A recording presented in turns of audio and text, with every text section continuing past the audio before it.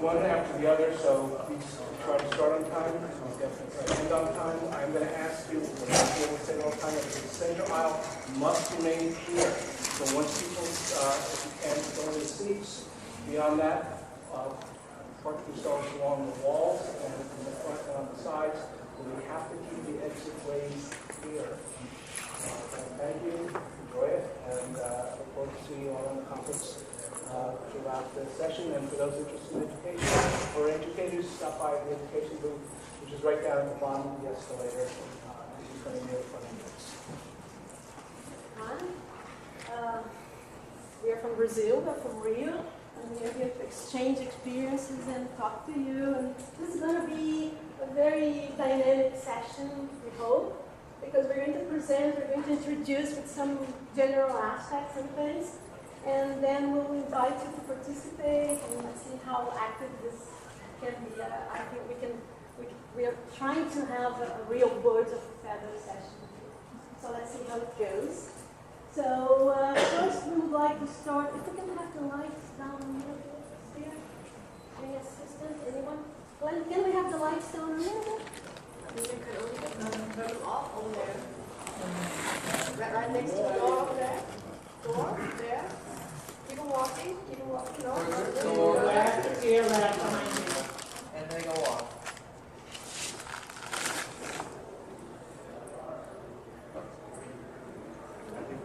Okay. Can we get someone?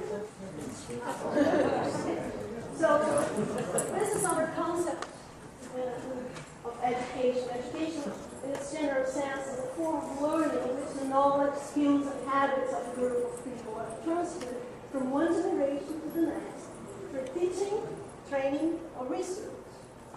Education frequently takes place under the guidance of others, but may also be autodidactic.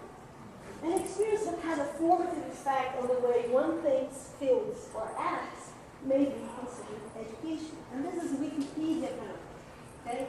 But then we would bring Paulo Freire, a very famous Brazilian educator and philosopher, and he says, knowledge emerges only through invention and reinvention, through the restless, impatient, continuing, hopeful inquiry human beings pursue in the world, with the world, and with each other. And that was our main thing when we started to think about education.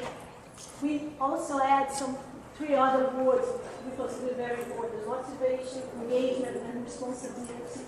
And we were dealing with art, design, science, and digital media. So we decided to create a laboratory that we call the Electronic Art Lab. Back in '92, nobody was talking about electronic art in this broad sense. And we started by having undergraduate students, graduate students all together, recently graduated students and professionals, part-time and full-time teachers and professors, and people from all areas, not just art, science, and digital media, but also engineering, architecture. And we want to share with you a little bit of our methodology. We were working with theory and practice in parallel, but not exactly in parallel, because people from the theoretical part, let's say MA students or PhD students, wanted to put their hands on the practical things we were doing, and vice versa. So we ended up having something more like this, and more actually like this. This is the Electronic Art Lab we have today. We are merging, because we work with mutual interaction.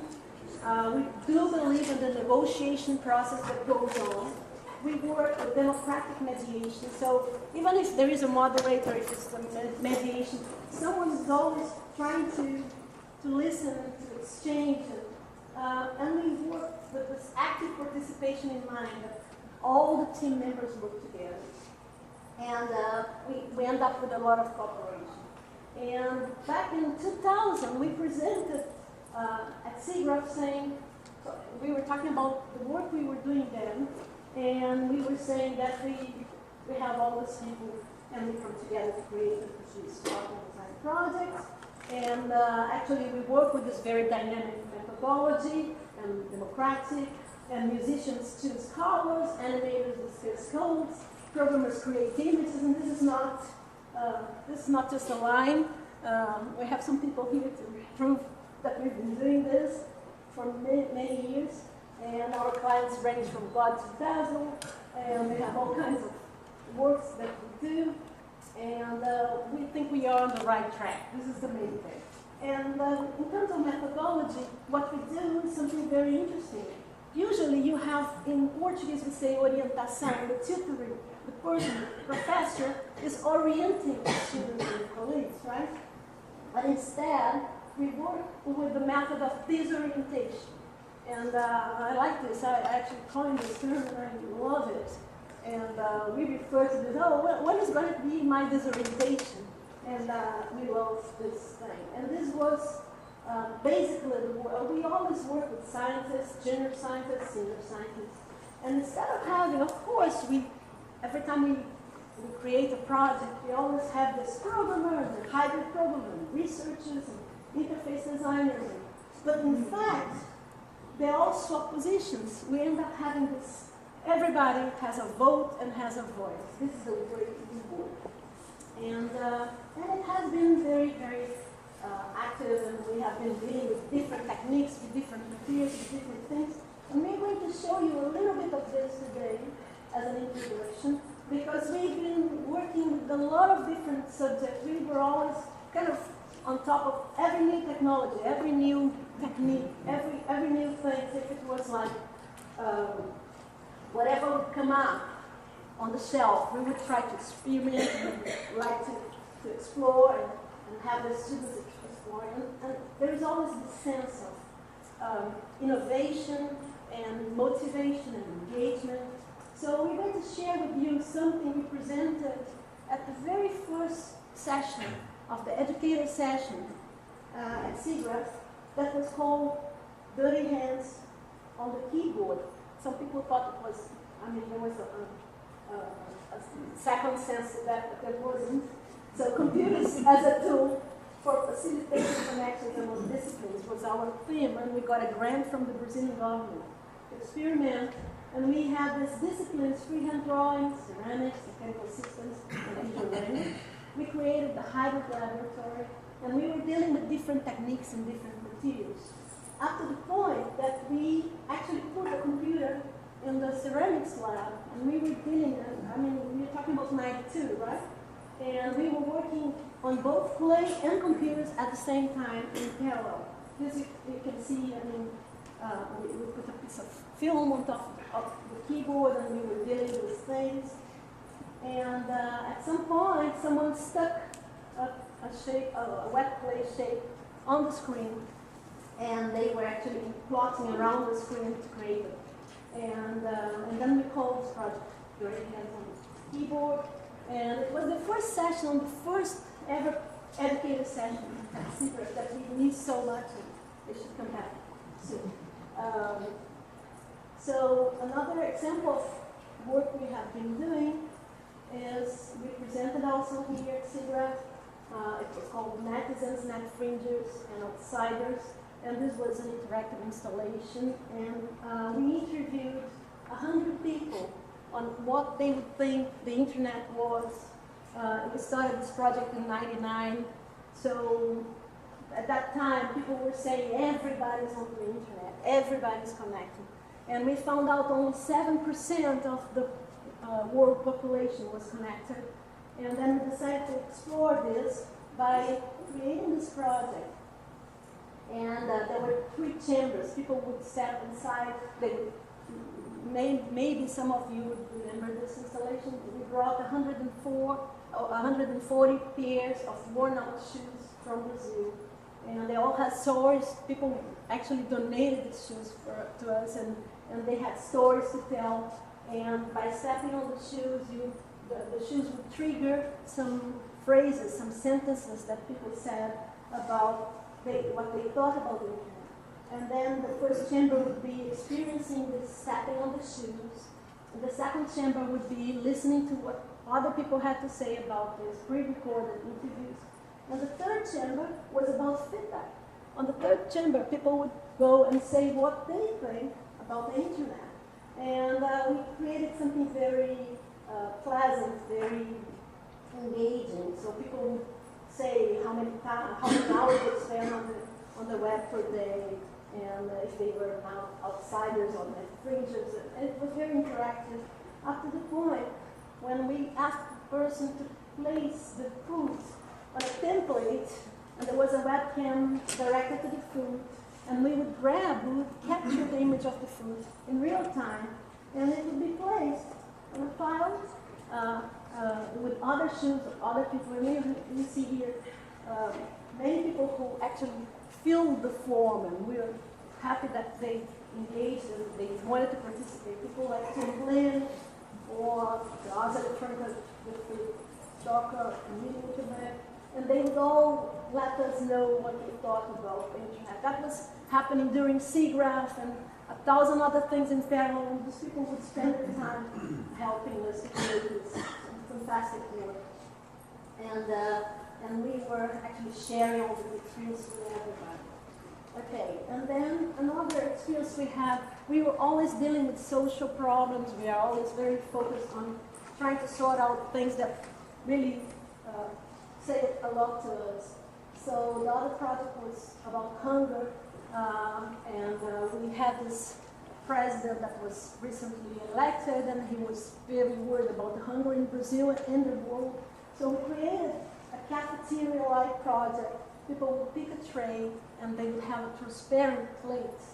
And through the plate, they would be able to share the food that was lunch, whatever that meant, for people who we interviewed, again, about 100 people, during what they consider their lunchtime, no matter what, right? So some people, so we went to hospitals, we went to different places, we were interviewing people from all over Brazil, and they were sharing there whatever they were having for lunch with us. And then, for instance, and then they would have to pay the bill for that, right? So we were giving information about hunger in Brazil, figures and facts about hunger, and they would return their tray, and then they would have a chance to say what they are hungry for. We always have this feedback session. So we have to create the design, we have to create installations, we have to think about transporting all these things. So we always deal with all aspects of the work. We have people dealing with the signage, actually we manufacture the tray, we manufacture the plates also. And we presented this in Itaú Cultural in São Paulo, Brazil. We also presented at the Journal of Photography in Paris. And it was a very successful project. And we always publish everything we do. We create sites and we publish. We are very engaged in this, trying to expand and publicize and disseminate the work we do. And then mobile technologies came up, and then we had to do something about mobile also, right? So Nokia invited us to be part of a project. We partnered with Nokia, and that was the, Nokia in the beginning of the 2000s. That was everything. That was a little bit before the iPhone, just before the iPhone boom. So we had a chance to create applications for Nokia, and we were actually storyboarding everything, and I will go fast through this because this is a bracelet that kids had to wear so they wouldn't when they were among the crowd, or they would go to the beach with the mothers, and they would be with the family, and they would be tracked by this bracelet. And we had to have a proof of concept. We had to create actually these bracelets and the video showing, the actual thing, the family. And our counterpart was China. We had to create things that could not be used in China, could be used anywhere but except for the counterpart of this China. So we thought about this project because in Brazil, people take their kids and they take their neighbor kids, they take their friends' kids everywhere. There's always someone who needs some help, and then people go with 10 kids to, for instance, New Year's Eve in Copacabana, and then the bracelet would save them, and the kid would be separated from the mother. That was the case we explored. And then another project, another application, we did the whole presentation in Lego. And it was very, very interesting. And we presented this at the Nokia headquarters in Finland. and they love this work. And we are always working with a lot of students, undergraduate students, graduate students, all together, and ex-students. They come back. They visit us very often. They keep visiting us, and this is really fun. Augmented reality, we did a project at Ipanema Beach. We recreated Tom Jobim playing the girl from Ipanema. He died a few years ago, and we had a chance to create this. This was we were happy to work with freshmen. This was done by a group of freshmen. They had entered the university 2 months before, and we had 2 weeks to complete this project. Oh, that's another thing. We work on a very, very tight schedule. So we always have things. The Nokia project was accomplished in 3 months, from scratch to Finland in 3 months. And this was like a 2-week project. We did this with Sander Van Hoff from Holland. He was there visiting. In 2 weeks we created, and then this is the team. We are very happy to be there. And the QR codes were printed on towels. People would towels to the beach, and then we had as a very interesting exchange with and this is Tom Jobim's son that went there to see, playing a little bit with this augmented reality fiction, and we had, that was just an experience. But again, we're talking about education. Everything we do is to educate, is to engage students, is to show them what is the potential of the technology and how can they experiment and explore the potential of things. This is something we did this year, last year, and we were invited by an NGO from the northeast of Brazil. They had a science fair, and very, very poor kids, very poor schools were participating in the science fair. And as you can see, everything was very simple, very, very basic. And they invited us to create interactive installations as a second stage for this. So they started with this very basic science fair, and then from there, we created some interactive installations. And the team again, this is undergraduate, freshmen, PhD, MA, colleagues, professionals, and the exhibition is actually being exhibited in the Museu da Gente Sergipana. This is an interactive museum in Sergipe, in the northeast of Brazil. And the 2 projects they asked us to create were, the first one is about predatory catching of crabs. They have a problem. This is the basic thing they did, and they wanted to create some kind of educational thing to show people how not to how to catch crabs without harming the mangrove. And the second project was about the solar stove, how they can benefit. They have a lot of sun, they have a lot of space, they use in houses, and they could benefit, and they don't have money to spend in energy and gas and things like this. So a solar stove would be a very good, would be very useful for them. So we created, we experimented with solar stove thing. We thought about interactive installations, things that could be fun. We thought about having like a pad on the floor, people would step. And we ended up with this, very fast. We would show them 3 different kinds of weather, 3 different times of the day, 3 different types of foods. They usually cook rice, beans, and meal. And we were how they would save energy and time. And we created this. I'm being very fast because I want to give you an idea of this. And so this on the left is the actual thing, on the right is the model. And this is the thing that is being exhibited now. So people step together, they play on this pad, and they choose, and they learn about how much energy they would be saving, how much money they would be saving by saving energy, and how long it would take for them to cook on the solar stove. And the second one was a basic team, very happy with this. The second one was about catching crabs, and this is we started the project thinking we could create a game, and we started to simulate a mangrove kind of creation, and it developed till we didn't know what to protect, and then we created something that could be protected. And we thought about having a stick to simulate the way they do. They have a stick like a fishing stick, and we had to think about every detail, about everything again. And then we created a stick with the LEDs, and the infrared would be captured by the camera, by the webcam on top, and they would be able to do something like this.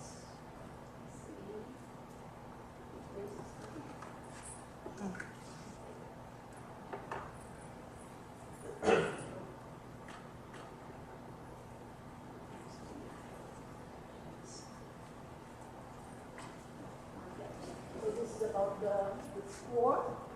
We have to tell them if it was a female or a male or a baby crab, and how many points they would score or they would lose if they would be catching. So just to give you an idea of this. It was a game. So this was designed for, you know, illiterate people, kids and adults. And we tried to do this and we had some things shown. So we have okay, this is the actual plane that was shown with a stick. So we had this was the first user of the installation. And he was so excited, he was telling us about the experience. We hadn't even set up, and the guy that was helping us to set up the installation, they wanted to play with it. And then at night, they would fish, they would catch the crabs with a flashlight. So I actually just show you. So the stick turns into flashlight, which is, let me show you that.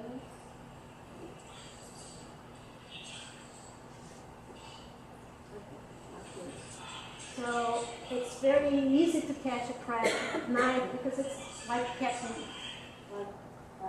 the crab is really becomes very easy, so it's not failure to do that. Okay, so we have been working with these words, these concepts, these ideas, and we're very happy that we have this electronic art lab with this concept. And the good thing about this is that we created a new breed of disorientators, right? So we started with a group of people, and these people became professors, became, teachers and professors. And we would like to stop now a little bit. Oh, the lights. Yeah, we have the lights. Can we have the lights on again? Onde você apagou a luz? So, I didn't know the room would be so full. We didn't prepare for so many people. Yes, it's a good surprise. There are not enough forms for everyone. So those who don't get can check. 1 to 5. How many? Okay, so we're going to have. Just 16. We have fans. We don't have fans. Or putting people in visualization. Okay, the second one, not feeling anxious about specific contents you don't know. On the opposite, looking forward to find yourself in that situation because nobody knows it all, right? Especially in our field. Yeah, You feel like this? we just find that students, they have a really broad, they know the products, they know like games, and they know everything, lots of things. And so it's important that you respect that and know that sometimes you learn from them a lot. And if you don't master something, doesn't mean you're not a good teacher, you're not really good in your field. Third one is always encouraging students to learn from their own experience and from each other. Cooperation is a must. So, next one, not waiting too long to apply research and experimental results in the classroom, taking risks.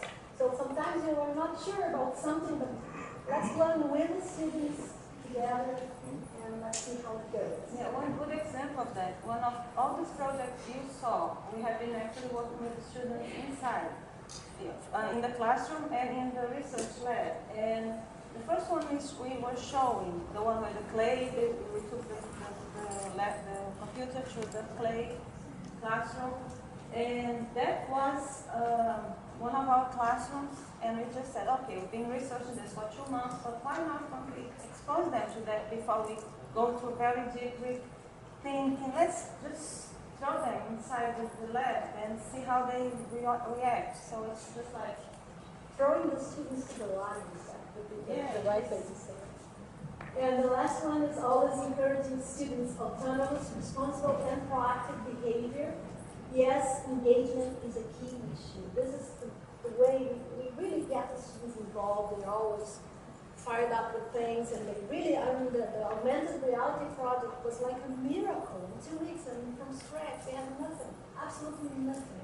We didn't even, the students knew nothing about augmented reality. In 2 weeks, they were kind of, happy to have this, a flash mob, African movie. It was really interesting. Okay, so, just before we check the score, it's just to make a short comments. Like when you talk about disorientating people, making them feel like they have sort of disorientation, means a lot that you let the students work with you, the direction you want to give them. You don't give this direction to them like this, like free. You allow them to design this direction with you. That's what it means in the very real sense. So let's check how much you share this idea of disorienting people with us. Did you how many mind got five? How many people got five? Raise your hands, please. Oh, goodness. No, raise Right again. Yes. All right. Okay. So you're a disorientator for sure. If you had 4 or 3, how many of you? Be sincere. For God's sake, we cannot fake anything here. Okay. All right. So you're almost there, right? 3, 2 to 1. How many? Nobody? How many scored? 0. Nobody? Okay. Otherwise, I'm going to take it to the So that's okay. That's okay. You don't have to do it. So actually, what we have been doing is that because we have these disorientators, so many, we have been experimenting this technique in different classes. And this is what we're going to share with you a little bit more on game design, design methods, and current issues in digital media. So we'll start with game design. We'll give some space for discussion in a moment. We just want to go through 3 examples of how because we've been showing this disorientating process in our research lab, but I'll just show a bit of how it happens inside the classroom itself. So I'm talking about this. One example is inside our game design classroom. So actually we are talking in the classroom, of course, about game design project. And through this classroom, they have a process of building a collaborative game design document. Of course, we know that, and we tell the students that in the industry, some building or not a game design document depends on each team manager. Some small companies, they don't even build a game design document. But we make the students go through the process because it's of the collaborative experience. And in the end, if they become managers of a team, they can decide how deep they will go into this game document. If it's going to be just nothing or a very big document. But the most interesting part is like how you actually make people understand what is to work with other people, and in the end have some ideas in common that can be actually seen in a concrete way. So the way I'm going to show the classroom, if you think of the classroom as a game, let's think of the classroom as a game where the students are inserted in this game. So let's look at the classroom from 3 different points of view. The game mechanics, the game interface, and the narrative. So if the classroom was a game, the mechanic of making them interact is like the group of the teams of the project we are working. working on. It's free. I mean, they choose what kind of game they want to design, and so they share their own interests, and so the classroom works as a space for weekly meetings. So it's sort of a meeting business environment. And with this, during these weekly meetings, one of our disorienting concepts is like taking theory to practice straight away. So during the classroom, they don't do exercises of the theory of game design in general. They do a specific to what they're working on. So it's a mobile game, they draw all the diagrams or whatever they need. Some games don't need all these materials to what they're actually doing.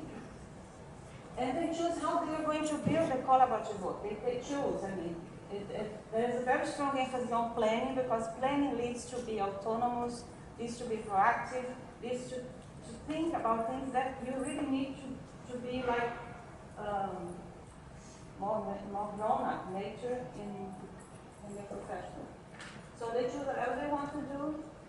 And now, if we look at the classroom still as a game, and we talk about interface, we make a very strong emphasis on the classroom as a space to practice interaction with the other people.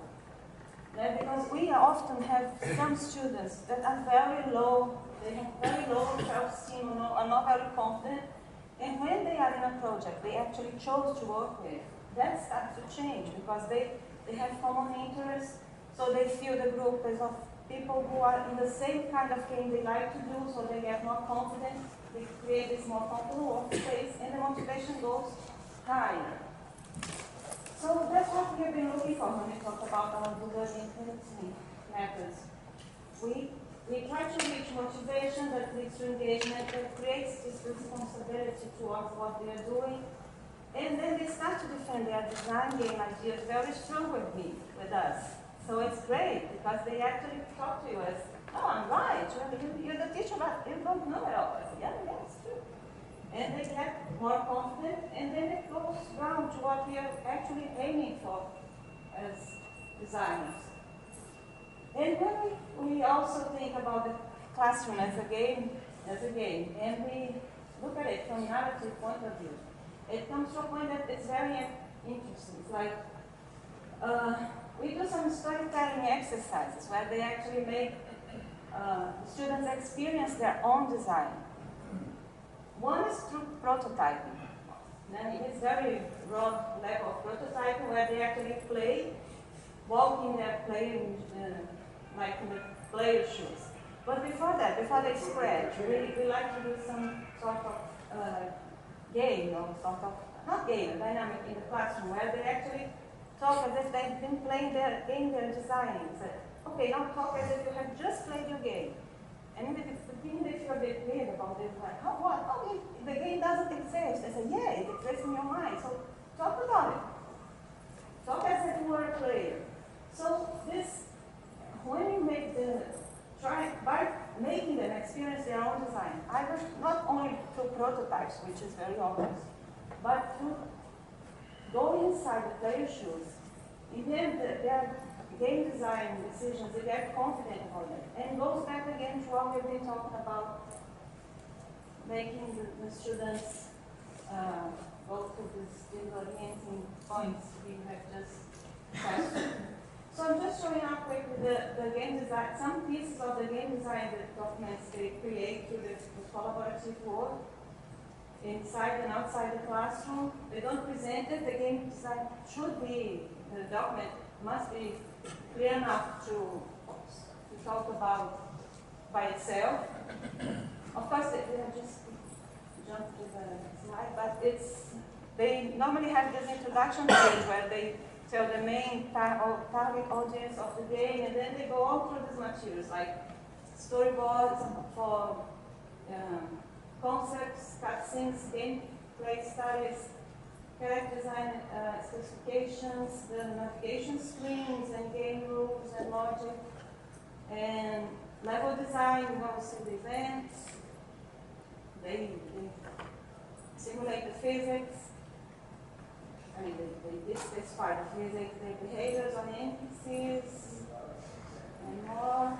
And we do some exercise so they can talk with computing students, because these are design students, not computing students. So how they can talk about artificial intelligence implementation to a programmer can understand what they actually want to do. That's more. So they design the graphic interfaces, the physical interactions. They study the typography. And sometimes, apart from the document and the prototype, they come with some extras of themselves, like this group. They decided to build this huge level design to print on the wall so they could actually work in the team with this. So this is, after 10 years of been doing this classroom, it's interesting to notice like how the fun have been incorporated in the learning process, actually because they choose what they want to do. And so they have fun. They say they have fun. And the teacher works much more like a project manager and a partner than actually someone that is teaching. There is a very rich collaborative work experience for everyone, including the teachers. They get high awareness of their skills because in the team, some of them do the level design, the other do the interface design, so they actually understand what they're good at, what they're not very good at. In the end, they get more confident. We have been doing some surveys to actually get some more scientific results or more organized results of the class, and they mark it as a motivating thing. And the interesting part is that they get bonds with the colleagues. Because they work in teams, and they get to know other people, and they, after that, some of them start their own companies together or make further projects in Portugal. So that's something very that we do. And the other example we have is the design methods classroom. What happens is that in our this BA for design for digital media, the design methods are the core disciplines. And so the students, so we make also these concepts we've been going through these orientation things in the design method classrooms. They also work in teams, we set one to be the temporary leader of that team. But the leadership rotates every week. So in the team of 4, they keep having the experience because planning, again, also in design is very crucial. And again, we allow them to choose which tools they want to use, those they already use in their daily lives. And they use actually this technology since the very beginning of the project, since the concept, and they go through discussions, briefings, specifications, so they use the technologies they want to make. The classroom, what happens is the leaders need to talk about their projects with other students, with other teams, because every student must know what everyone is doing, or every team is doing. So we practice that multitasking way of thinking we need to develop today. I mean, you're not only aware of your own project, but everything. So they exchange the student information among team leaders that must do that. And what happens is that they don't really need to all the time be doing the same thing. Sometimes some of them are in the classroom doing one part of the project, are in the field, in the campus, doing some other things, so it works like more organic. This was an example. They took a real project in Vineyard in the south of Brazil. It was like 720 miles away, and they did this remote communication to draw some services for them. And so they could practice with real project. So each classroom has about 10 groups, and it's 4 classrooms in the same time. And they all exchange from between the 3 classrooms. They exchange the idea. They must know about this whole universe of projects that are going through. So we actually have to go there. And so this begins that they have to go to the field and they use what they have. Many different tools. This is another good example. They went to this fashion studio and they build all the materials and even the applications. And it's a digital media. It's of course a digital media, but sometimes the solutions are not exactly for digital media. So it's okay. I mean, if the final solution is not exactly for digital media, why shall we make them do like something digital? So they are allowed to make things. It's no problem. And the third example, Regiane will talk about it, is for the freshmen. Just what Maria had said right now about we allow students to create things that are not in digital media if they want to. It's not because we have a digital media class that they have to deal with this all the time.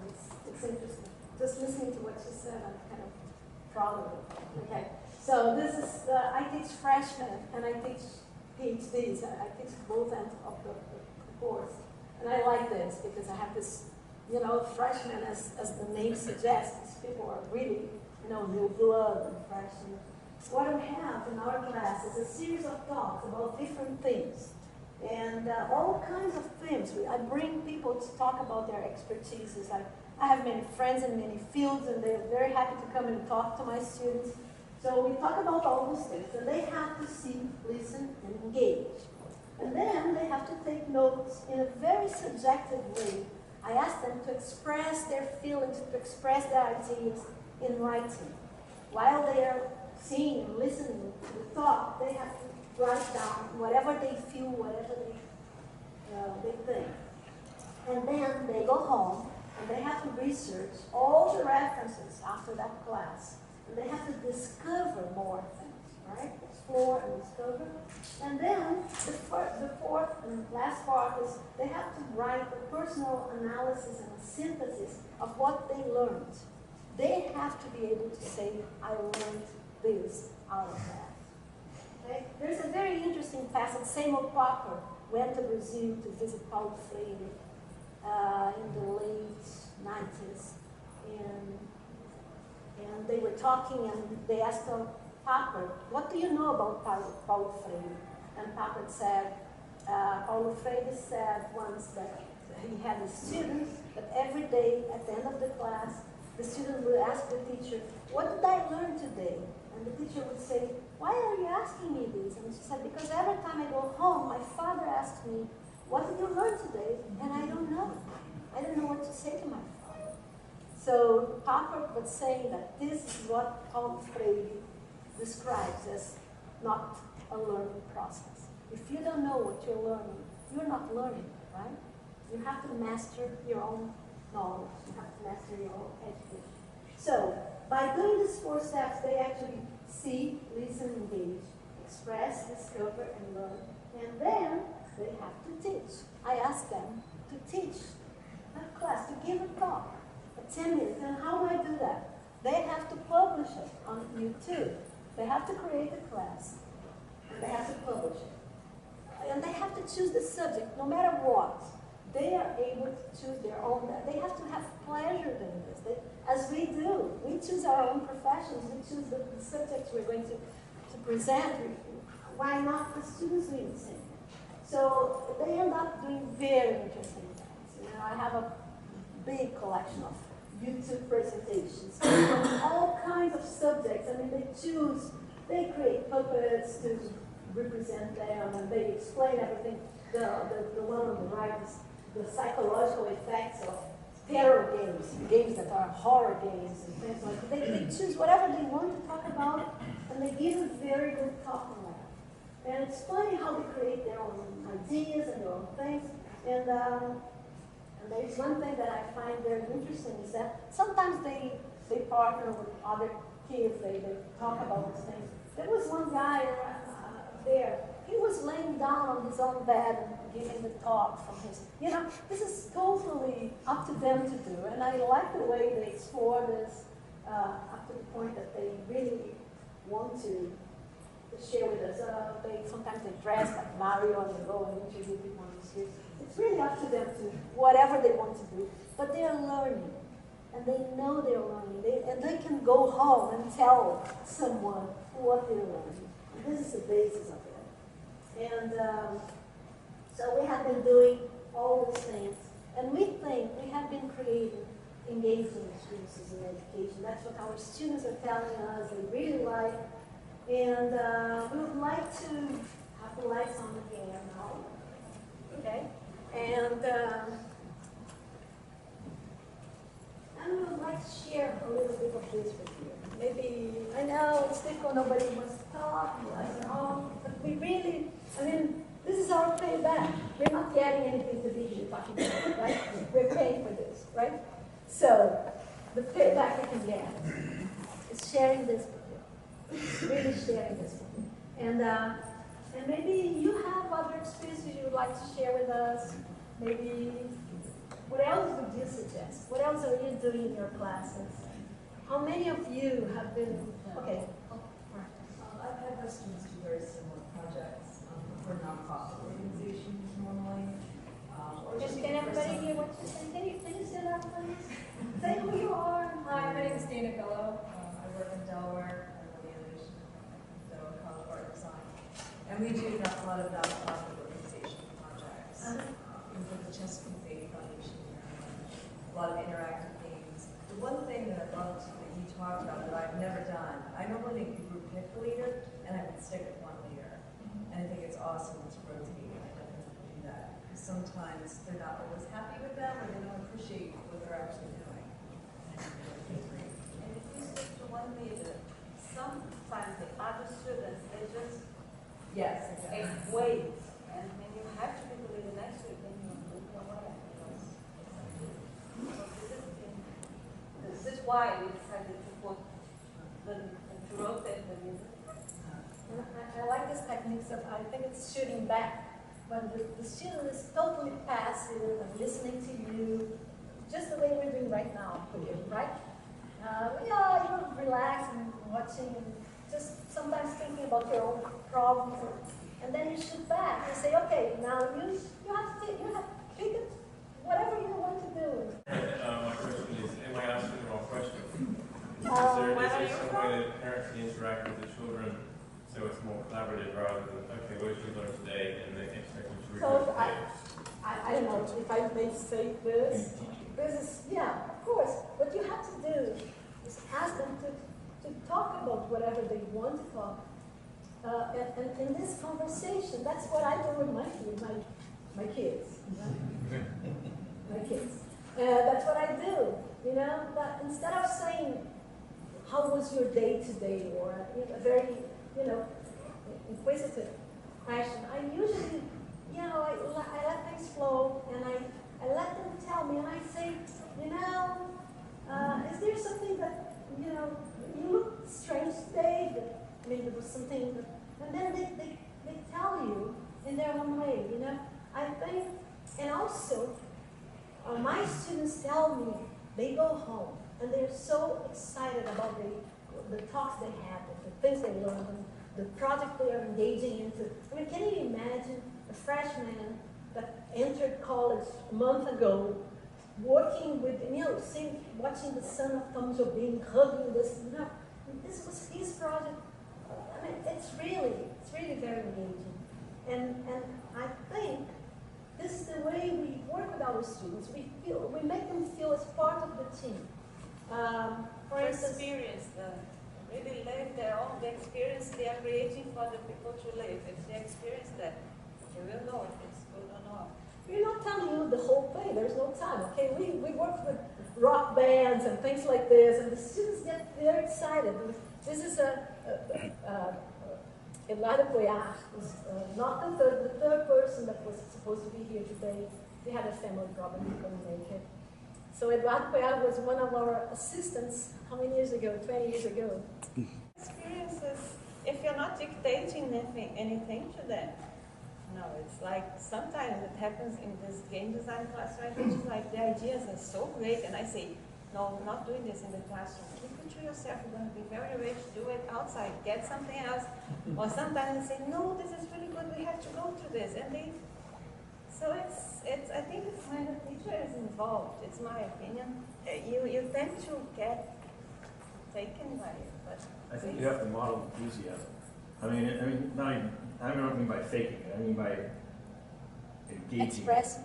Expressing. I think you have to like show the kids that there is joy and that they do it for the joy. And that you enjoy learning. Yeah. I just sometimes take care not to let them, because my students, at least, they sometimes, if I say something's good, they may abandon their own ideas because the teacher said it's good. And so if you just, sometimes it's not the best decision, I think, but it's okay. So let them develop more because it's, it's like. I have a question for Maria. How do you handle the fifth wheel problem in teens? So the student who does not hold his or her own weight. You mean doesn't work, just stays there and?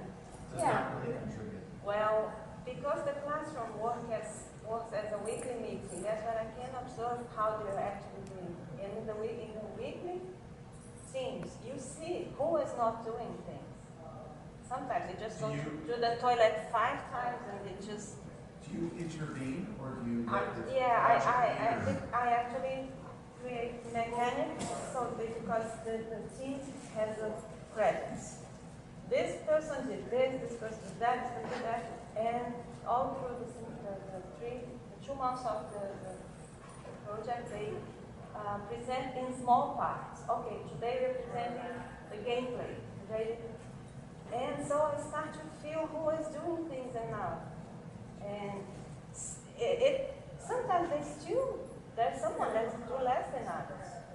But it helps identify, the team itself reacts, and so it doesn't totally fix the problem.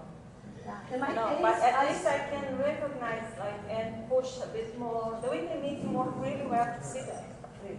See people who are just the first. And sometimes they're just shy, Sometimes they're not found their team. And in my case, maybe you remember the 3D roundup sessions here? That we had like 3 minutes. Each company had like 3 minutes to present their, whatever they had to show. And people had bows and arrows on the front rows. Do you remember that? We had that? Okay. So I still use this methodology in my class. I give them pieces of chalk in plastic glasses, and I put them all in the front. I say, okay, each student has 1 minute to present like a teaser for the class, and it's only 60 seconds. So it's very interesting because and then they have their 1 minute of fame, right? And then usually what happens is that the less interested students, because they know they will be in front of the class talking to, and because they know each other has to assist with the other one's classes, they have to comment on them. It's very, they enjoy attending watching other classes and things. They know they will be, they will be seen, they will be in front of the others. So they're kind of ashamed of not preparing for that. I don't know. I use this technique of the front row with pieces of chalk, ready to go, and with many. What do they do with the chalk? Okay, so we're. They throw the chalk? In the teacher? They throw the chalk. Yes. They don't like the teacher in the end. Okay, so just to finish with one sentence. This is our concept of education. Just to finish, education either functions as an instrument which is used to facilitate integration of the younger generation into the logic of the present system and bring about conformity, or it becomes a practice of freedom, the means by which men and women deal critically and creatively with reality and discover how to participate in the transformation of the whole. So this is Paulo Freire again, in the pedagogy of the breast.